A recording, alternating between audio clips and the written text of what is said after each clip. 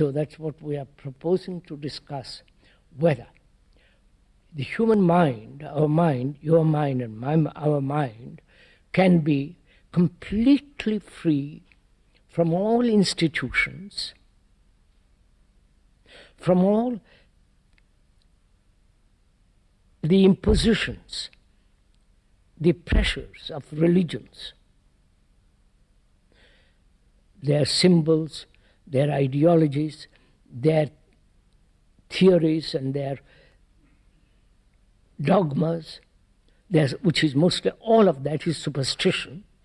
And can one be free of that completely? That's one point. Then can one be completely free from the imposition of language? Language drives us, shapes our thinking, forces us to a certain course of action. So is one aware of that and be free of being slave to language? We can go into all this. Next question, can one be free of ideologies and so on? So all these make our minds narrow, limited, prisoners to society, to social environment, economics, and so on, so on, so on. If that is so, how can one be a light to oneself?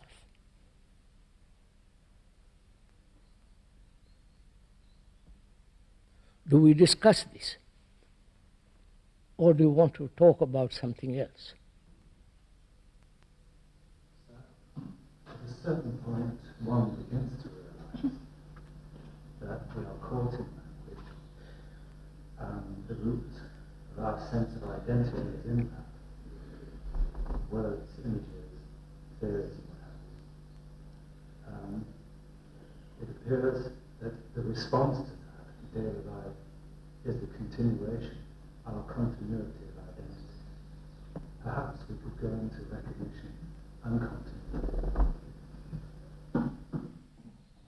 I think we all heard that. I don't have to repeat it, have I? Right. How do we start discussing this thing? Exploring it in ourselves, not exploring some other person.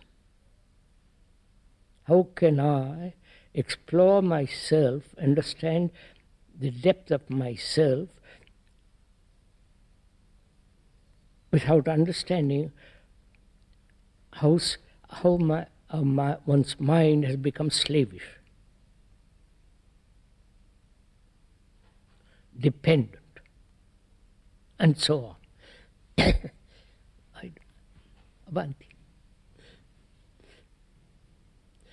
In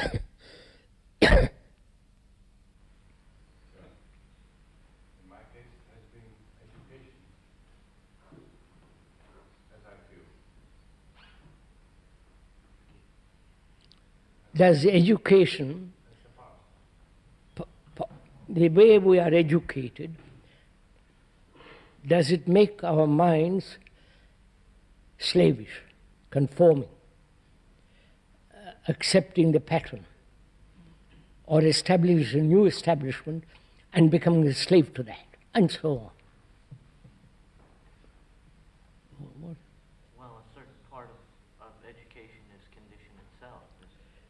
Go into it, sir. Let's go.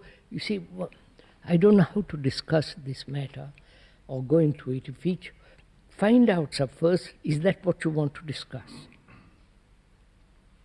I'm not imposing what we should discuss, but that was just suggested. But if there is something better than that, please put it forward and we can go into it. Can we ask the question, what is the instrument of inquiry? Because there seems a contradiction between not knowing and inquiring. Inquiring always seems to be some sort of direction, a means to something. And what is this contradiction between not knowing and inquiring? What is the instrument of discussion, which is capable of discussion? Is that it? Now he's asking what is the instrument of inquiry? Yeah. What is the state of the mind, or thought, or what you like,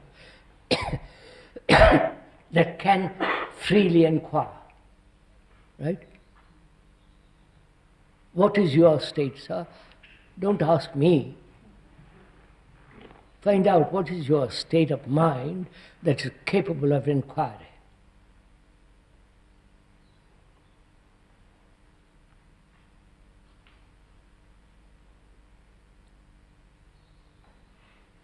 If you talk about the state of mind... Stick to one thing, sir. Don't. We have understood the meaning of that word, so don't.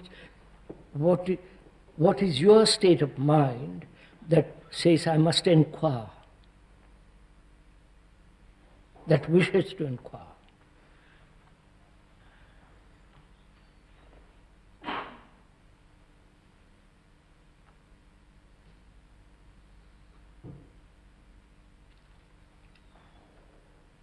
Could we go, Krishnaji, could we go into exactly what you mean by being a light to yourself? Does it mean simply being free of words and being free of institutions? No, it means, or is there more? doesn't it mean we depend on the light of others? Right?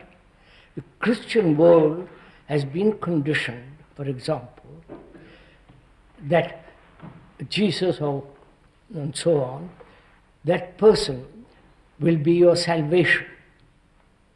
So you are relying on that person, idealized, made divine by the priests and so on, so on, so on,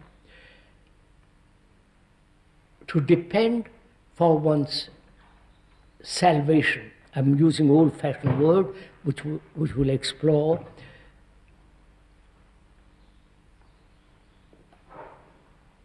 To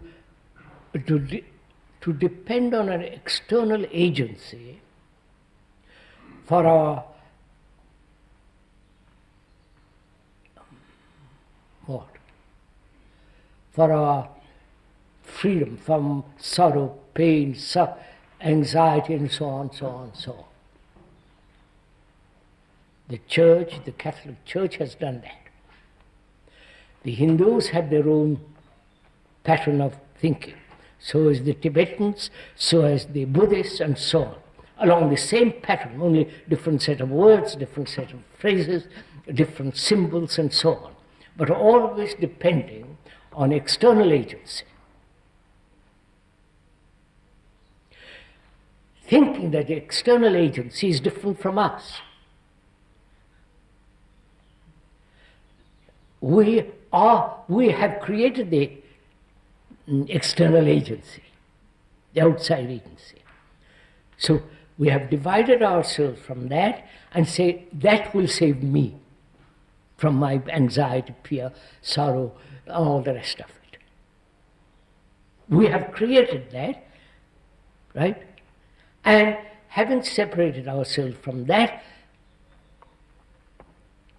then we say, how am I going to be saved, in quotes? So can one be free completely from external agency for all that? For happiness, for enlightenment, whatever word we like to use.